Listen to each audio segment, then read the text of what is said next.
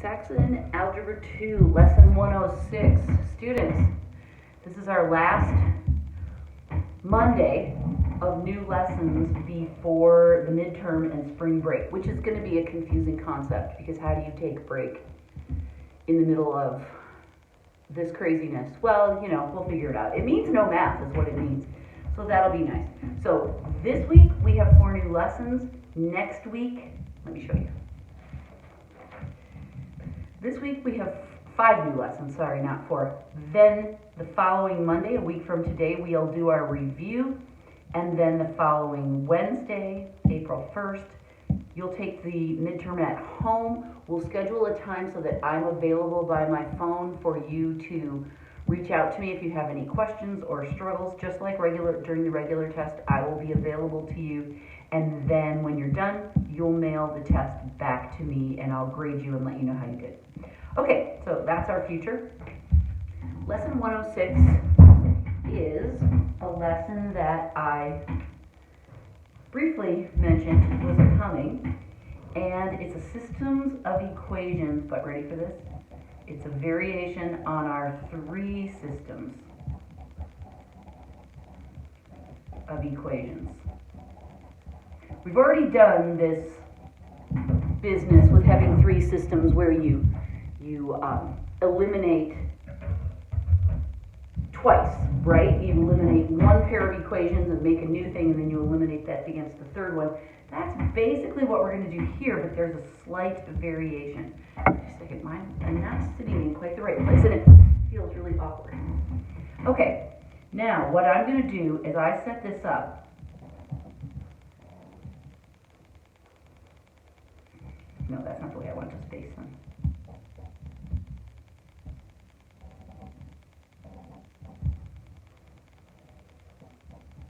Okay, I'm going to have columns for X, Y, and Z because, as you will see, excuse me, the first one has no Z term. The second one has no Y term.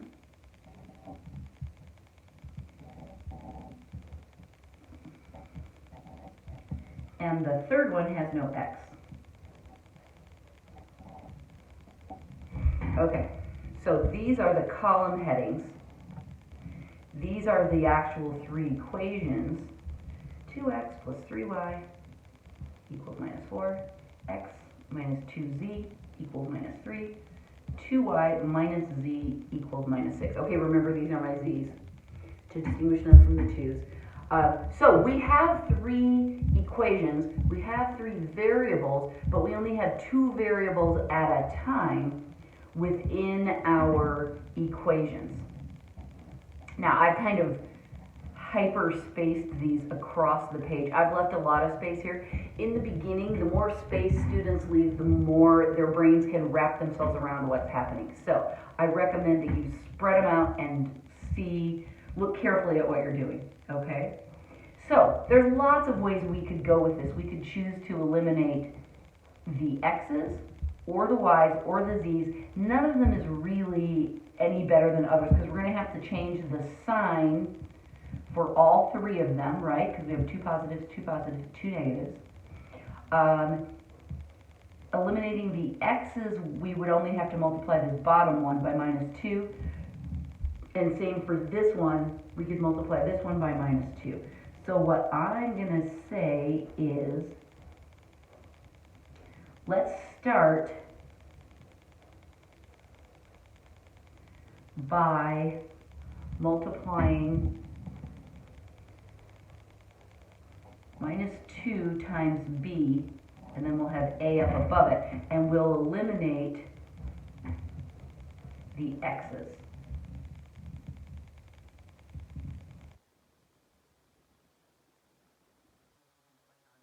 Okay, so let's do that. A is 2x plus 3y equals minus 4, and b times minus 2 is going to be minus 2x plus 4z.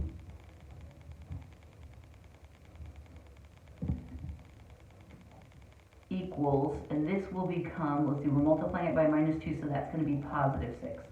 Now I'm going to add these, and I'm going to get 3y plus 4z equals 2. Okay? Now, I've used A and B, and look what happens, and this will always happen this way, you guys, it's so cool. If we look at C, this is the one I'm looking at now, it's got the same letters as our new, this is A minus 2B. That's the way I'm going to distinguish that. So now, if we compare that to C,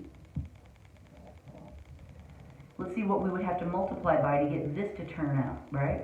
The y's, we have a positive 2 and a positive 3. I'm comparing the coefficients with these two because I'm going to multiply C by something.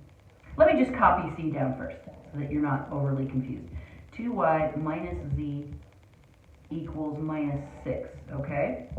So now I want to multiply C times something to get it to cancel out against this first thing. And I could do the y's or the z's, but I like the way these signs are offset, so I'm going to choose to multiply this one by 4. So then I'll have 4 times c, and that will be 8y minus 8 equals minus 24. Okay? Now I'm going to combine, I'm going to squiggle this one out because I don't need it anymore, and I'm going to combine these two by adding. Remember, with elimination, some teachers will explain it in a way that involves subtraction, but we don't do it that way because it's too confusing. We always add. 11y. What did I do here? Oh, that was a z, and I got confused, and I thought it was a 2. So that's incorrect. When I multiplied this by 4, I got minus 4z. For heaven's sakes, I fooled even myself with that z. Caught me and were like, what are you doing? But that's my mistake. This should be this. When I combine, that eliminates. See, I was in a little panic there because I didn't have an elimination and I knew I should. So 11y, nothing, equals negative 22, because I'm adding a positive 2 to that. Aha! John always comes through with a nice even number. So now we get y equals minus 2. And I need to find x and I need to find z. Okay, I'm running out of space. I'm going to squeeze in up here on the top because I don't want to flip the page on us here. This is my answer box. And I'll leave myself a little bit of space to write it as an ordered triple. There. Alright, so I need an equation that has a y and only one other letter so that I can solve for either x or z. I'm going to go back to the very beginning and choose A. I'll do it here, which is 2x plus 3 times y, which is minus 2. Oops, I'll put the 3 there. I forgot to write the 3 down. I'm using this. 2x plus 3 times y is minus 2, equals negative 4. This is negative 6, so if I add 6 to both sides, I get 2x, that's gone, equals positive 2. So I get x equals 1, right? I'm going to write it here, my answer collection. Okay, so now I've got an x and a y. Let's use this one to solve for z. So this one we used A. Over here I'm going to use C.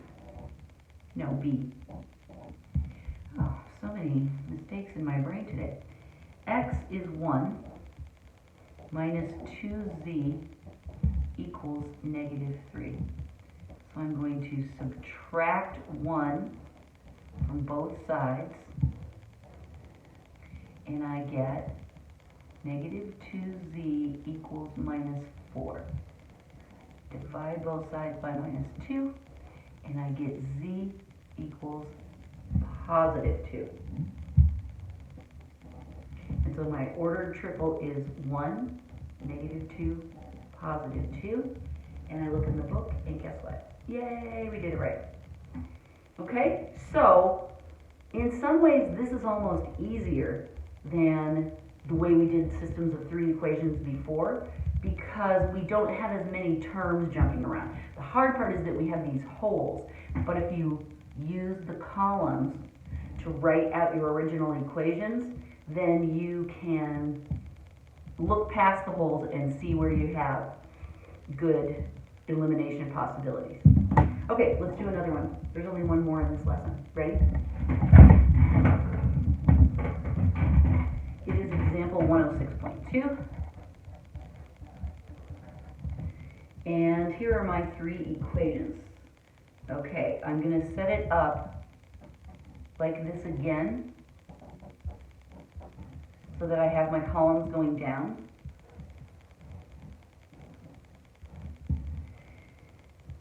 Because the first one right off the bat, it's not out of order.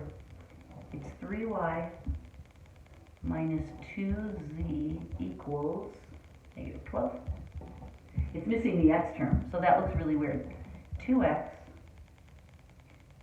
minus 3z equals minus 5. And the third one is x minus 2y equals 6. Okay, I'm going to quickly just check those over to make sure I didn't make any mistakes in writing down the problem. That's one of my most common tricks on myself.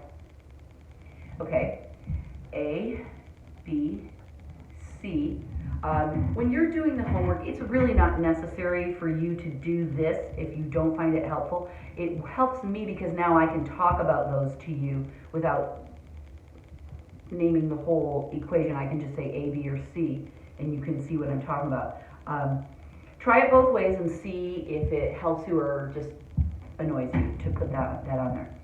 The other thing I wanted to point out is that notice how I keep the sign in front of the term, really close to it as part of I think of it as a bundle of sign, number, and letter. All 3 of those are important. Make sure that all 3 of them ride together. Some students even find it helpful to fill in with pluses so that you're really clear on where your signs are positive or negative. Okay? All right, so we want to figure out a good pair to eliminate. We get away with multiplying 1, that would be fine. This one's got the opposite signs, I like that. This one by 2 and this one by 3. And then these are 2 negatives, again we would have to change the sign. So just to try something different, let's start by eliminating the y's. So what we'll have to do is we'll have to multiply equation A by 2, because we're trying to get 6, right? So we'll multiply A by 2, and we'll multiply C by 3. Okay, so I'm going to write both of the revisions down here, because we'll eliminate them against each other. If I multiply this one by 2 and this one by 3, I should have 6 and minus 6, and I should be good. Okay, so here comes A times 2. This will be 6y. I'll put the positive there. And this is going to be minus 4z equals minus 24. Just double checking it. 6 minus 4 minus 24. Okay. I like it. And now I'm going to multiply the third one by 3. 3x minus 6y, yay, that's what I was hoping for, equals positive 18. Okay, now we add this. 3x, goodbye, minus 4z equals minus 6. Okay, well, at first you think, I'm not getting anywhere. I'm just pushing around these dumb terms, and now I still have 2. But notice that the equation we haven't used yet is b, and b has the same pattern of terms as we do here. So that will always work out. The first 2, it'll match to the third one.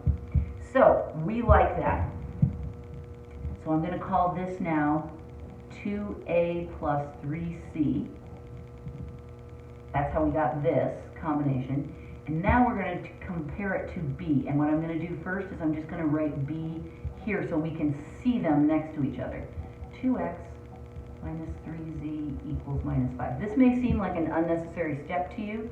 I recommend rewriting it down here because I haven't changed b, I'm just copying it over. It helps you compare them. It helps keep your brain clear and your thoughts organized just as your paper is organized. I recommend you try it a few times, writing the b over again before you change it, before you eliminate that step, just to make sure that your brain can follow along. Okay, so we know we want to eliminate either the x's or the z's. Neither one's going to be straightforward because we have 2 positives and 2 negatives. I'm going to say let's eliminate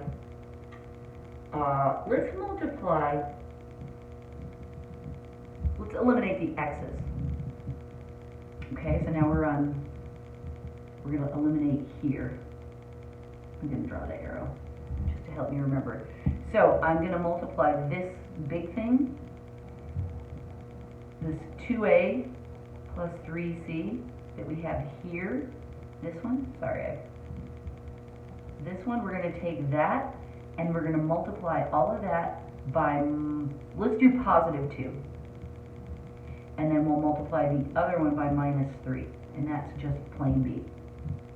Okay, so this whole thing is going to get multiplied by 2. So that'll be minus 6x. Oh wait, no, that's not a minus sign. That's a positive sign. So we're going to have to keep that positive, right? Because we have 3x here. So that'll be 6x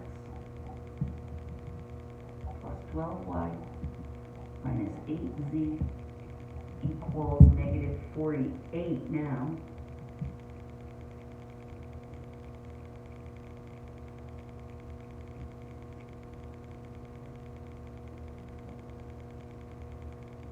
I'm just looking at what John's doing, and it's confusing me, so I don't want to look at it anymore. It's 6 times 2, right? Because we're multiplying this whole thing by 2. I'll write it up here as well so we can see. So there's, and this is positive, 6x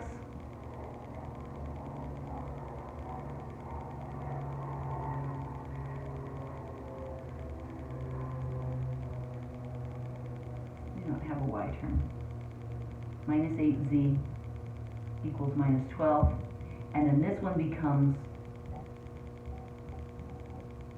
minus 6x plus 9z equals positive 15.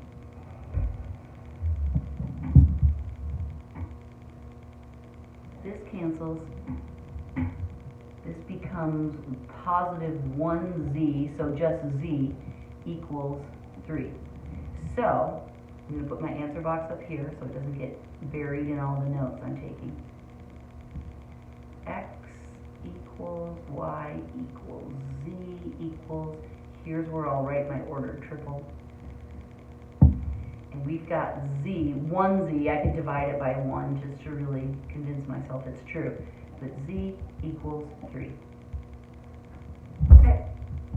I go back up to the beginning. I say, let me choose one of these simpler numbered problems or equations to solve for either x or y. I'll start with A. 3y minus 2z equals 12. 3y minus 2z is 3 equals minus 12. That's important, right? Minus 12. Okay, this becomes negative 6, so I'm going to add 6, 3y, this all cancels, equals, now I'm just up to negative 6. y equals minus 2. Okay? And now I can use either one of those with an x equation. So let's use this one. It'll be x plus minus 2 times y, which is also minus 2, equals 6. I'm using this third one, right? X minus 2 times y is equal to minus 2, equals negative 6. This is 4. So I'm going to, that's positive 4. I'm going to subtract 4 from both sides, and I'm going to get x equals 2.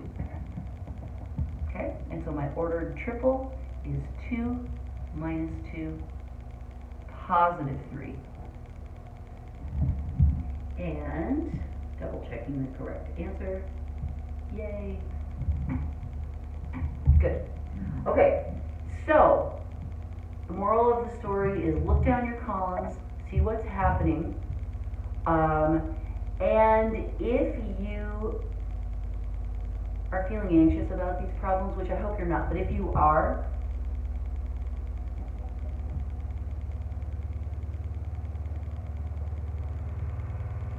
check the solutions manual before you start and look to see which variable does John eliminate first.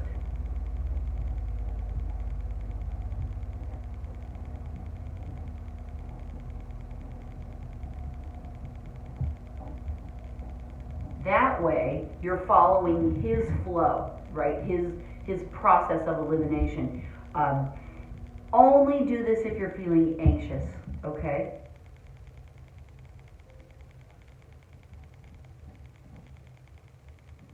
If you're feeling anxious, check the solutions manual and follow his order of events. But I only want you to do that for the first lesson or two. Then you can figure it out for yourself. I have great faith in you. But in the beginning, if you just want to look at the solutions manual and see which one he chooses to eliminate first, it will help you track your work through the solutions manual. Okay, that is lesson 106. That is the real deal, you guys. That is some hard algebra. So, I'm proud of you. You're doing a great job. Carry on.